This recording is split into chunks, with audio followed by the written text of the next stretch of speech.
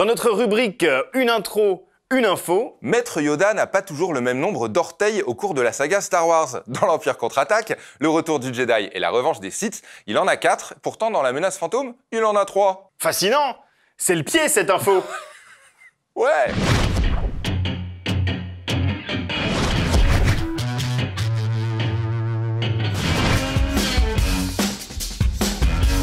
Joseph Campbell, né le 26 mars 1904 à New York et mort le 30 octobre 87 à Honolulu, est un mythologue américain, professeur, écrivain et conférencier, connu pour ses ouvrages portant sur la mythologie comparée et la religion comparée aussi. On ne sait pas de quoi il s'agit, mais on sait qu'il est aussi l'un des véritables auteurs de la saga Star Wars et pourtant, le grand public ignore souvent son nom. Mais pas de panique, on vous raconte tout.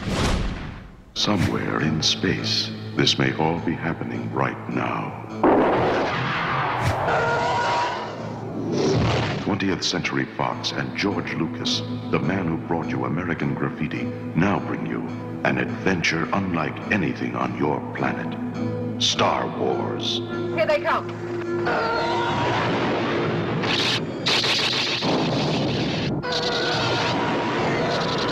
Coming in too fast! The story of a boy, a girl, and a universe.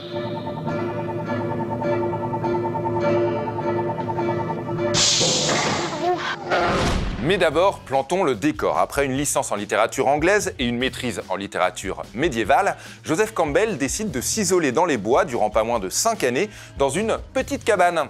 Là, il lit jusqu'à 9 heures par jour et surtout, il développe une idée, celle du monomythe. It's an epic of heroes.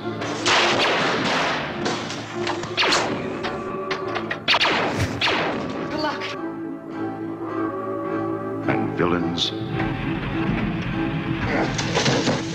And aliens from 1,000 worlds.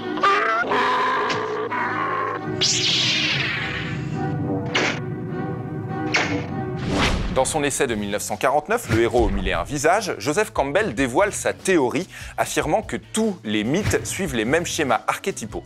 Le voyage des héros est ainsi, selon lui, toujours le même. Tout débute avec Appel à l'aventure, qui implique que le héros quitte l'environnement dans lequel il a grandi, puis le personnage doit faire face à ce que Campbell appelle le gardien du seuil, un premier obstacle qui, une fois franchi, permettra au protagoniste de pénétrer dans un autre monde. Comme par exemple une grotte, une forêt, et puis après une série d'épreuves, le héros, ou l'héroïne d'ailleurs, accède à ce que l'auteur nomme l'émancipation avant de finalement retrouver sa maison, riche de ses voyages et de ses aventures. Sauron needs only this ring to cover all the lands in darkness. What must I do? The ring must be destroyed. You must remember, Frodo, the ring is trying to get back to its master. It wants to be found. Let us hope that our presence may go unnoticed.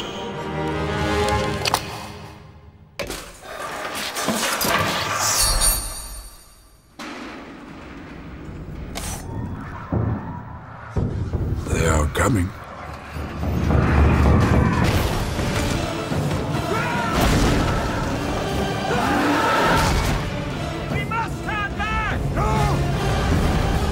Ce schéma, vous le connaissez, c'est celui de Star Wars donc, mais aussi du Seigneur des Anneaux, de Matrix, de Lost. Et cet ouvrage, Le héros aux mille et un visages, eut une influence considérable sur un jeune auteur du nom de George Lucas, pas encore créateur star de l'une des plus grandes sagas de tous les temps, mais déjà désireux de raconter de grandes histoires. Lucas ne s'en cache pas, la lecture de Joseph Campbell fut d'une importance capitale pour lui. D'ailleurs, après 1983, les rééditions du livre ont Luke Skywalker sur sa couverture. Pourtant, Lucas et Campbell ne se rencontrent qu'en 1984 et une amitié se crée. It's the groundbreaking Bill Moyer series the critics call provocative and inspirational. How do I slay that dragon in me?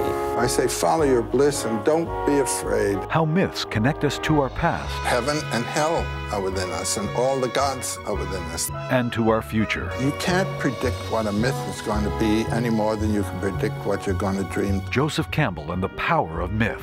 De cette rencontre et de cette amitié sera tiré un documentaire, The Power of Myth, sorti en 88 et tourné au Skywalker Ranch, et dans lequel Joseph Campbell discute longuement de mythes, de Star Wars et de culture pop. Une culture pop qu'il a largement contribué à façonner. Dan Harmon, créateur de la série Community, l'affirme, chaque épisode était écrit en ayant en tête les schémas établis par Joseph Campbell. Lisez donc Joseph Campbell, c'est vraiment passionnant. Et matez Community. Et Star Wars. Et Le Seigneur des Anneaux, d'ailleurs, pas en connaît. Et puis, Matrix. Indiana Jones aussi. Bon, il y a du Joseph Campbell partout, hein. Même Jim Morrison, il était fan. Jim Morrison, l'intermittent ? Lui-même.